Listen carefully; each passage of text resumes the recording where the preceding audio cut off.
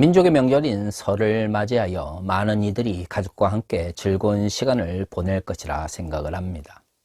사실 3년 만에 코로나가 없는 설을 맞이하면서 많은 이들이 고향을 찾아보았을 것이라고 생각됩니다.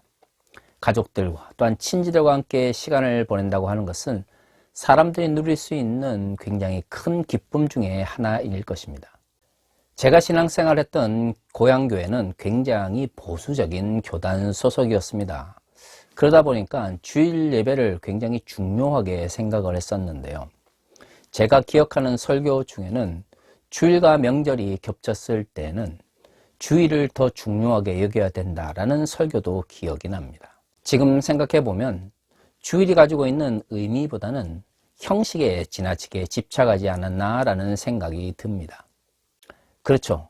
그때는 굉장히 중요하고 세상의 전부인 것처럼 느껴지지만 지나고 나면 참 무의미하거나 때로는 잘못 이해했던 것들이 많았던 것 같습니다. 신앙생활에서도 그런 것을 느껴요. 과거에 그것이 아니면 하나님의 말씀을 지키지 못한다라고 생각했던 것들이 지나고 나면 지나치게 형식주의에 사로잡혀 있었거나 아니면 큰 의미를 지지 못하는 것들이 많았던 것 같습니다. 하나님의 말씀이 영원하다라고 이야기하면서도 지난 2000년 동안 기독교 사상사 속에서는 끊임없이 변화가 있었습니다. 신학적 측면에서나 아니면 세상을 바라보는 세계관의 측면에서도 많은 변화가 있었죠. 왜 그럴까요? 그렇습니다. 사람들의 생각이 바뀌기 때문입니다. 하나님의 말씀은 영원하며 고정되어 있지만 그것을 바라고 이해하는 우리가 지속적으로 바뀌고 또한 변화하기 때문에 과거에 깨닫지 못했던 것을 지금 깨닫기도 하고요. 과거에는 명확했던 것들을 지금은 불명확하게 바라보는 경우도 많은 것이죠. 그러한 것들이 모여서 결국에는 많은 변화를 가져오게 됩니다. 물론 이것은 신학의 문제나 기독교 사상의 문제만은 아닙니다. 저는 개인적으로 톰 클랜시라고 하는 미국의 작가를 굉장히 좋아합니다. 그가 쓴 붉은 10월이라든가 최종 명령 같은 잭 라이언 시리즈는 거의 한 번씩은 다 읽어본 것 같아요. 물론 영화도 꼬박꼬박 챙겨보는 편입니다. 이 사람의 특징은 과거 007 시리즈로 대표되어지는 명확한 선과 악이 구별되어지던 냉전 시대의 말기에서 시작됩니다. 적 가운데서도 선한 사람이 있고 우리 편 가운데서도 악한 사람이 있다라는 전제 속에서 소설을 썼습니다. 톰 클랜시의 사후에도 지속적으로 영화는 나오고 있습니다. 톰 클랜시의 이름을 가지고 영화는 나오지만 사실 하나의 원작을 오늘날의 관점 속에서 각색을 하기 때문에 이전의 영화들과 비교해 볼 때 굉장히 많은 차이가 있습니다. 특히 21세기 들어서 톰 클랜시의 원작을 기반으로 하는 영화들을 보면 과거에 비해서 더욱더 선과 악의 경계 혹은 적과 친구의 경계가 모호해지는 것을 알 수가 있습니다. 아마도 21세기 이 한국 사회뿐만 아니라 전 세계적인 특징이 바로 그러한 것이겠죠. 물론 저는 이것을 긍정적인 변화라고 생각을 합니다. 선과 악 혹은 적과 친구가 명확했던 냉전 시대를 우리는 결코 좋은 시절이라고 생각하지 않습니다. 이데올로기나 아니면 국가의 이익이라는 명목으로 혹은 민주주의라는 명목으로 수없이 많은 악행들이 저질러졌던 것이 냉전 시대입니다. 21세기 들어 과거의 그런 거대한 담론이나 왜곡된 이데올로기들이 비판을 받으면서 영화뿐만 아니라 다양한 문화에서 그러한 변화의 변환들이 일어나고 있습니다. 기독교 신학의 변화에도 마찬가지죠. 많은 분들이 21세기 들어 한국교회의 몰락을 목도하고 있습니다. 왜 그럴까요? 그렇습니다. 한국교회가 냉전 시대에 잘못된 이데올로기를 기반으로 해서 성장했기 때문입니다. 그렇다면 과거의 잘못은 과거의 잘못이라고 하더라도 우리가 과연 21세기 들어서 20세기 한국교회의 잘못을 명확하게 단절하고 새로운 길로 나아갔느냐라고 물어볼 수 있는 것이죠. 안타깝게도 그러지 못했습니다. 2020년 정강훈 사태는 한국교회가 그러한 과거의 잘못으로부터 더욱더 심화되었다는 것을 명확하게 보여주고 있습니다. 그러면 우리가 여기서 한번 생각해 볼 수 있는 것이죠. 하나님을 믿고 예수 그리스도의 제자로서 그 삶을 본받는다라고 말하는 그리스도인들이 왜 자꾸 왜곡된 정치적 이데올로기와 사회적 가치에 종속되고 있느냐는 것이죠. 우리는 그러한 관점 속에서 인간의 왜곡된 욕망에 대해서 생각해 볼 수 있습니다. 물론 제가 말하는 것은 인간이 이성적인 존재이고 합리적인 존재이기 때문에 욕망을 따르는 것은 잘못된 것이다 라고 하는 근대적 계몽주의의 가치를 말하는 것이 아닙니다. 저는 인간이 이성과 합리성을 강조하는 이유가 결코 그렇게 살아갈 수 있는 힘을 가진 존재가 아니기 때문이다 라고 생각을 합니다. 인간은 우선적으로 욕망에 끌릴 수밖에 없습니다. 아니, 인간은 욕망을 가진 존재이죠. 욕망이 없는 인간은 인간이라 볼 수가 없습니다. 그렇기 때문에 우리는 욕망을 긍정할 수밖에 없는 것이죠. 하지만 우리는 알고 있습니다. 인간의 모든 욕망을 무조건적으로 인정하고 긍정한다면 사회도, 인간의 관계도, 또한 우리가 꿈꾸는 긍정적인 공동체의 가치도 무너질 수밖에 없다라는 것이 말이죠. 인간의 본능으로서 욕망을 긍정하되, 또한 욕망의 왜곡과 일탈, 그리고 잘못된 사용에 대해서도 우리는 고민해 보아야 합니다. 그것이 바로 인간이 인간으로서 존재할 수 있는 가장 기본적인 가치이기 때문입니다. 이것은 21세기만의 문제는 아닙니다. 2000년 전 예수 그리스도를 주라 고백하며 소아시아와 그리고 로마 제국 내에서 활동했던 많은 그리스도인들 역시도 욕망의 문제로 고민하며 또한 갈등하면서 살아갔던 존재들이기 때문입니다. 오늘 우리가 읽은 갈라디아서 6장 11절에서 16절의 말씀은 갈라디아서 마지막 부분에 해당되는 이야기입니다. 우리가 지금까지 살펴본 것처럼 갈라디아서는 율법과 복음의 갈등에 대한 문제를 다루고 있습니다. 바울이 갈라디아에 머물면서 복음의 가치를 가르쳤지만 떠난 이후 율법을 문자 그대로 지켜야 한다라고 하는 사람들이 등장하면서 갈라디아 교회가 복음으로부터 멀어지는 비극적인 일이 발생하게 됩니다. 갈라디아서는 이러한 갈라디아 교회의 문제를 해결하기 위해서 바울이 편지를 쓴 것입니다. 그러면서 바울이 이야기를 하죠. 본인이 복음의 가치대로 살아갈 수 있도록 가르쳤건만 그들 스스로가 익숙한 율법의 가치 속으로 들어가려고 한다는 것을 말이죠. 많은 이들은 갈라디아서를 읽을 때에 이신칭의를 더욱 중요하게 생각하지만 그 이신칭의는 결국 복음의 가치와 율법의 가치의 대립이라고 하는 갈라디아 교회의 문제를 잘 드러내고 있는 것입니다. 갈라디아 사람들이 율법의 가치를 좇게 된 것은 결국 율법을 통하여 위계적 구조를 만들고 권력의 문제가 발생했기 때문입니다. 오늘 우리가 읽은 본문의 말씀은 그 연속성상에 있습니다. 그런데 오늘의 본문은 실질적으로 이러한 율법의 가치와 또한 권력의 문제가 왜 발생하게 되었는지, 아니 왜 갈라디아 교회 사람들이 그토록 율법의 가치를 좇고 권력에 집착하게 되었는지를 명확하게 보여줍니다. 갈라디아서 6장 12절은 이렇게 이야기합니다. 무릇 육체의 모양을 내려 하는 자들이 억지로 너에게 할례를 받게 함은 그들이 그리스도의 십자가로 말미암아 박해를 면하려 함뿐이라. 6장 12절은 바울이 말하는 갈라디아 교회에 대한 모든 비판을 담고 있습니다. 율법의 가치를 쫓으려고 하는 것, 그리고 그 율법의 가치를 대표하는 할례에 대한 문제를 다루고 있는 것이죠. 그런데 12절은 이러한 율법과 할례의 문제가 결국에는 그리스도의 십자가로 말미암아 겪게 되는 박해를 피하고자 하는 인간의 왜곡된 욕망과 연결되어 있음을 잘 보여줍니다. 어떤 분들은 그런 말씀을 하실 것입니다. 박해를 피하고 싶고 고난을 피하고 싶은 것은 인간의 본연의 마음이 아닌가요? 그렇습니다. 저는 의도적으로 박해를 받거나 아니면 스스로를 학대하라고 말하고 싶지는 않습니다. 한국의 많은 근본주의 교회들은 절제와 자기 학대를 잘 구분하지 못합니다. 또한 외적인 박해와 내적인 자기 욕망을 잘 구별하지 못하는 경우도 많이 발생하고 있죠.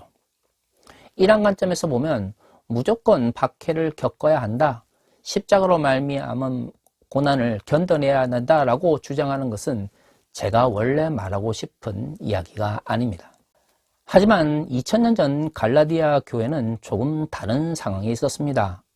1차적으로 소아시아 지역에 있던 유대인들에게 복음을 전하기 위해서 전도 여행을 떠났던 바울 일행은 비유대인들에게도 성령이 임하는 것을 보고 놀라게 되죠. 그래서 제1차 예루살렘 공회를 통해서 목매어 죽인 것과 피를 마시지 말 것을 이야기하며 비유대인들에게 율법으로부터의 자유를 선포했습니다.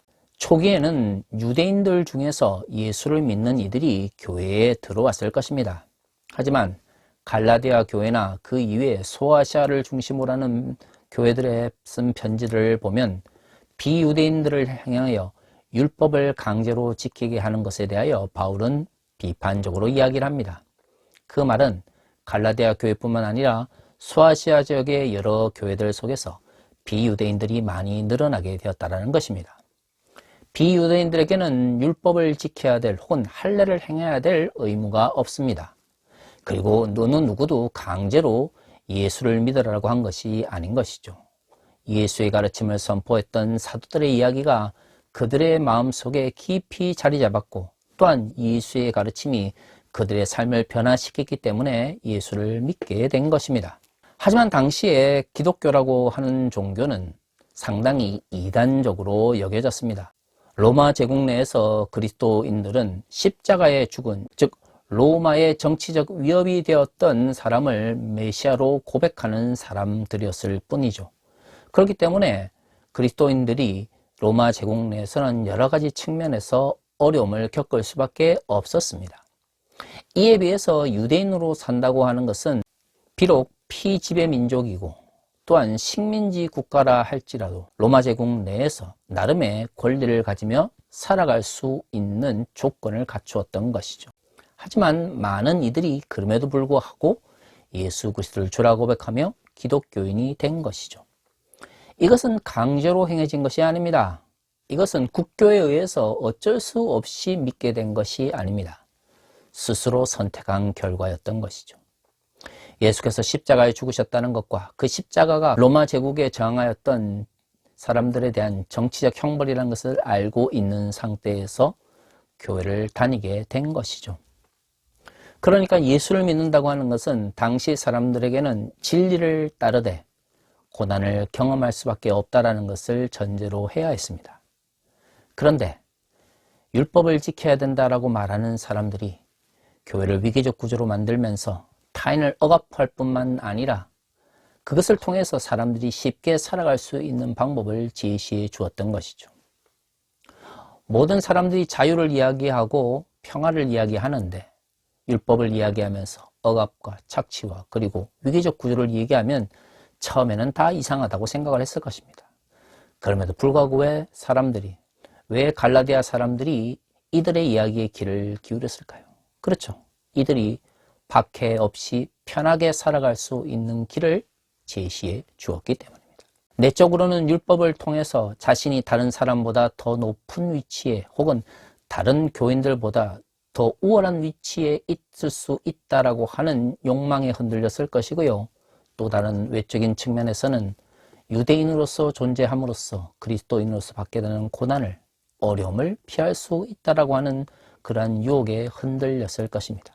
그렇기 때문에 바울이 편지를 쓸 정도로 갈라디아 교회 내에서 율법의 문제가 심화된 것이죠. 사실 율법을 문자 그대로 지켜야 된다고 생각했던 이들도 율법의 의미에 대해서는 큰 가치를 두지 않았습니다. 13절은 이렇게 이야기합니다. 할례를 받은 그들이라도 스스로 율법은 지키지 아니하고 너희에게 할례를 받게 하려 하는 것은 그들이 너희의 육체로 자랑하려 함이라. 할례를 받고 율법을 지켜야 된다고 말하는 사람들이 율법의 가치를 중요하게 생각하거나 그 율법을 반드시 지켜야만 구원을 혹은 하나님의 뜻을 이룬다라고 생각하지 않았다는 것을 의미합니다. 그들은 외형적으로는 할례를 강조하고 율법을 지켜야 된다라고 이야기하지만 본인 스스로는 그것을 지키지 않은 것이죠. 다시 말해 율법의 가치나 율법을 통해서 하나님의 뜻이 이 땅에 이루어지는 것에 별 가치를 두지 않았다는 것을 의미합니다. 한편으로는 권력에 대한 욕망과 다른 한편으로는 편하기를 원하는 인간의 욕망을 자극한 것이죠. 초기 기독교 공동체에 들어왔던 사람들은 예수를 믿음으로써 편하게 살고자 하는 욕망으로 들어올 수 없었습니다. 십자가가 또한 그리스도에 대한 이야기들이 결코 로마 제국 사람들에게 긍정적으로 보여지지 않았기 때문입니다. 하지만 고난을 받을 줄 알매도 불구하고 예수 그리스도를 따랐던 것은 그것이 진리이며 또한 그분의 가르침이 우리가 살아가는 세상에 왜곡된 가치를 바르게 잡아줄 수 있을 거다라고 믿었기 때문입니다. 그런데 막상 예수 그리스도를 따르는 가운데서 박해를 경험하게 되니까 그 모든 것보다 기존에 편하고자 하는 욕망이 더 크게 지배했던 것이죠. 그것을 어떻게 표현할지는 모르겠습니다. 어떤 이들은 그것을 기득권이라고 이야기할 것이고 어떤 이들은 개인적 이익이다라고 말할 수 있을 것입니다. 하지만 그것이 기득권이든 개인적 이익이든 아니면 기존에 편하고 살고자 하는 욕망이든 중요한 것은 율법의 가치를 강조하면서 복음의 가치가 왜곡되는 가운데서 편하게 살고 싶고 기존의 것을 지키고 싶고 또한 지금 누리고 있는 것을 버리기 싫은 욕망이 정당화되었다라는 것입니다. 바울이 말하고 싶었던 것은 결국 복음의 가치가 기존의 기득권을 지키거나 자신의 유익이나 자신의 평안함을 위한 것으로 왜곡되었을 경우 그 복음은 더 이상 예수 그리스도께서 가르치신 가르침이 아니라는 것입니다. 그렇기 때문에 중요한 것은 그러한 왜곡된 세상의 가치에서 벗어나 하나님 나라의 가치를 향하여 달려나갈 것을 이야기합니다. 6장 14절은 이렇게 말합니다. 그러나 내게는 우리 주 예수 그리스도의 십자가 외에 결코 자랑할 것이 없으니 그리스도로 말미암아 세상이 나를 대하여 십자가에 못 박히고 내가 또한 세상을 대하여 그러하니라. 십자가에 못 박힌다고 하는 것은 죽는다는 것을 의미합니다. 세상에 대해서 죽고 또한 세상이 나를 죽은 자로 여긴다는 것은 무엇을 의미합니까? 내가 세상의 가치에 흔들리지 않는다는 것을 의미합니다. 진정 그리스도의 가르침이 진리라고 믿는다면 그 진리를 따르는 사람들이 어떻게 예수의 가르침과 대립되는 세상의 가르침을 따를 수가 있겠습니까? 예수 그리스도를 통하여 사는 사람들은 세상을 통하여 죽을 수밖에 없는 것이죠. 내가 가지고 있는 기득권과 나 자신의 유익을 위해서 살아가는 것이 아니라 하나님 나라의 가치를 향하여 달려나가는 삶이 그리스도인의 삶인 것이죠. 그 가운데서 고난을 경험할 수밖에 없습니다. 그렇죠. 세상의 가치와 하나님 나라의 가치가 대립될 때 힘을 가지고 있고 능력을 가지고 있고 유익을 주는 세상의 가치를 버리고 십자가의 가치, 하나님 나라의 가치를 따른다고 하는 것은 박해를 전제할 수밖에 없는 것이죠. 그런데 하나님 나라의 가치를 따르고 예수의 제자라고 하는 사람들이 자신이 가지고 있는 기득권과 자신의 유익을 내려놓지 못한 상태에서 그것을 지키려고 하니 복음의 가치가 왜곡이 되는 것이죠. 그래서 바울은 율법을 통하여 십자가의 박해를 피하려고 한다라고 비판하였던 것이죠. 많은 그리스도인들이 예수를 믿는다라고 합니다. 교회도 열심히 나간다고 합니다. 하지만 정작 삶의 가치가 변화되지 않는 많은 이들을 봅니다. 여전히 기득권에 집착하고 여전히 자신의 경제적인 이익에만 집착하며 여전히 자신의 정치적인 유익에만 집착하는 사람들이죠. 물론 인간이라고 하는 존재가 자신의 욕망을 버릴 수 없다는 것은 저도 알고 있습니다. 하지만 자신의 기득권과 자신의 정치적 유익을 지키기 위하여 마적 사회적 약자들과 소수자들을 억압하며 이웃을 도구로 사용한다면 그것은 전혀 다른 문제인 것이죠. 욕망의 존재로서 인간을 긍정한다 할지라도 그 욕망에 집착하여 공동체와 인간의 관계와 그리고 하나님 나라의 가치를 던져버리는 것은 전혀 다른 문제입니다. 하지만 오늘날 한국교회의 모습을 바라보면 오히려 기득권을 지키고 자신의 유익과 정치적 이익을 위하여 타인을 억압하며 타인을 도구로 사용하는 것을 종교적으로 정당화하는 왜곡된 모습을 보게 됩니다. 어쩌면 한국교회의 몰락은 그렇게 한국교회가 하나님 나라의 가치를 저버린 상태에서 십자가로 인한 박해를 피하려고 하기 때문인지도 모릅니다. 과거의 한국교회는 번영신학을 통해서 예수 그리스도의 가치를 따르는 사람들이 경험하게 되는 다양한 박해와 어려움을 피하라고 가르쳤습니다. 아니, 하나님 나라의 가치와는 아무런 관계가 없는 물질적 가치와 자본의 가치를 하나님의 뜻이라고 우겼던 것이죠. 그래서 물질적으로는 성장하고 양적으로는 커졌을지 모르겠지만 그 가운데 하나님 나라의 가치는 실현되지 않게 되었던 것이죠. 그리고 21세기 한국교회가 몰락의 길에 있습니다. 한국교회는 돌아봐야 합니다. 어느 누가 강제로 예수를 믿게 한 것이 아닙니다. 우리 스스로가 그리스도를 주라 고백하고 하나님을 아버지라고 고백한다면, 또한 예수의 가르침이 진리다라고 이야기를 한다면, 우리는 그 하나님 나라의 가치를 실현하는 가운데서 경험하게 되는 박해를 두려워해서는 안 되는 것이고요. 그 박해를 피하기 위하여, 아니 기득권과 자신의 유익을 지키기 위하여 복음을 왜곡해서는 안 되는 것이죠. 복음은 결코 기득권과 자신의 유익을 지키기 위한 인간의 왜곡된 욕망을 정당화하지 않기 때문입니다. 하나님께서 우리의 삶을 지켜보시고 우리와 함께 하시기를 바라십니까? 그렇다면 오늘 갈라디아서 6장 16절이 말하고 있는 이 말씀을 기억하시기 바랍니다. 무릇 이 규례를 행하는 자에게와 하나님의 이스라엘에게 평강과 긍휼이 있을지어다. 얼마나 많은 그리스도인이 하나님의 평강과 긍휼을 간구합니까? 아무에게나 하나님의 평강과 긍휼이 임하는 것이 아닙니다. 그리스도의 십자가로 인해서 박해를 두려워하지 않으면서 우리 스스로가 하나님 나라의 가치를 향하여 달려나아갈 때 비로소 그들에게 하나님의 평강과 긍휼이 임하게 되는 것이죠. 사랑하는 성도 여러분, 다시 한번 기억합시다. 복음이 우리의 기득권과 우리의 유익을 지켜주는 것으로 도구화된다면 그것은 결코 복음이 될 수 없습니다. 그리스도의 십자가를 피하려고 하는 마음을 가지고는 결코 복음의 가치를 이 땅에 실현할 수 없는 것이죠. 우리 모두가 다시 한번 십자가와 또한 그 십자가로 인한 박해, 그리고 하나님의 평강과 긍휼에 대해서 새로운 생각을 가지고 달려 나아갈 수 있기를 바랍니다. 다시 기도하겠습니다.